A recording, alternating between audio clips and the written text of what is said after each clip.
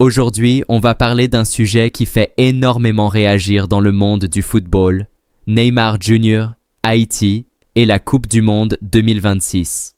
Mais avant de commencer, abonne-toi maintenant à la chaîne, laisse un like, partage cette vidéo avec tes amis et dis-moi en commentaire, Haïti peut-elle créer l'exploit contre le Brésil? Parce que ce qui se prépare, c'est peut-être un moment historique.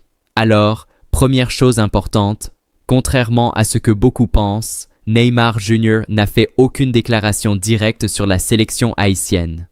Oui, aucune attaque, aucun commentaire, rien de spécifique. Mais malgré ça, la tension monte. Pourquoi? Parce que le tirage au sort de la Coupe du Monde 2026 a réservé une énorme surprise.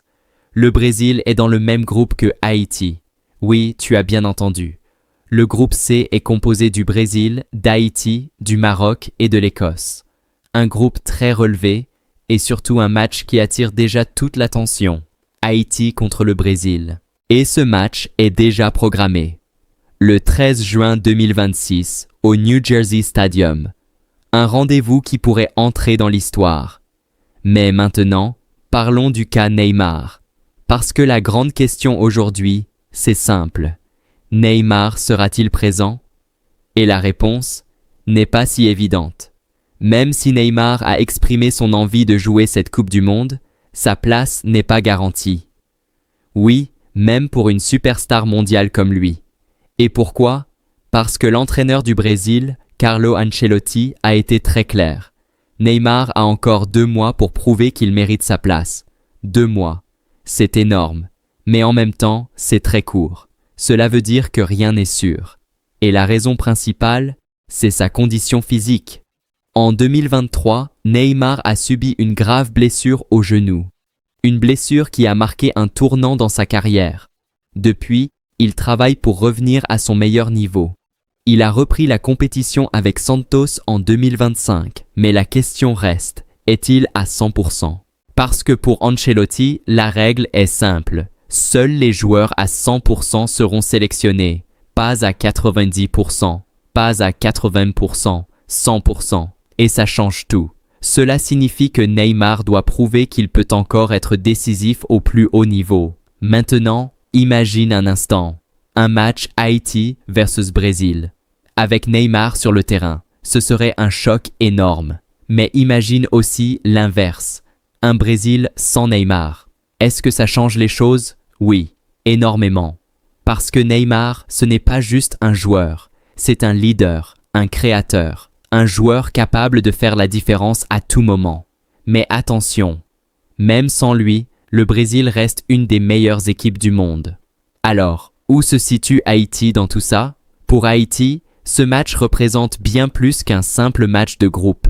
C'est une opportunité de montrer au monde entier son niveau, une opportunité de créer une surprise, une opportunité d'écrire l'histoire. Parce que soyons honnêtes, sur le papier, le Brésil est largement favori, mais dans le football, tout est possible, et surtout en Coupe du Monde. Haïti arrive avec une motivation énorme, une équipe portée par tout un peuple, une équipe qui veut prouver qu'elle a sa place parmi les grandes nations. Et parfois, c'est exactement ce genre d'énergie qui crée les exploits. Maintenant, analysons le match. Le Brésil, avec ou sans Neymar, va dominer la possession. C'est une équipe technique, rapide, capable de contrôler le jeu. Haïti, de son côté, devra être intelligent. Défense solide, bloc compact, contre-attaque rapide. C'est comme ça que les surprises arrivent. Et si Haïti marque en premier, alors là, tout devient possible. La pression change de camp, le doute s'installe, et le match peut basculer. C'est ça la magie du football. Mais au-delà du résultat, ce match est déjà une victoire pour Haïti. Parce qu'affronter le Brésil en Coupe du Monde, c'est une vitrine mondiale, c'est une reconnaissance. C'est un moment historique. Et pour les joueurs haïtiens, c'est une chance unique de briller aux yeux du monde. Maintenant, revenons à Neymar. S'il est sélectionné, ce match aura encore plus d'impact. Tous les regards seront tournés vers lui. Et en même temps, vers Haïti. Parce que battre une équipe avec Neymar, ce serait un exploit monumental. Mais même sans lui, le défi reste immense. Alors la vraie question, c'est, Haïti peut-elle créer la surprise? Le Brésil sera-t-il à 100%? Neymar sera-t-il présent? Tout peut encore changer. Mais une chose est sûre, le 13 juin 2026, le monde aura les yeux sur ce match. Maintenant dis-moi en commentaire, Haïti peut-elle battre le Brésil? Neymar sera-t-il sélectionné? Et qui sera le héros de ce match?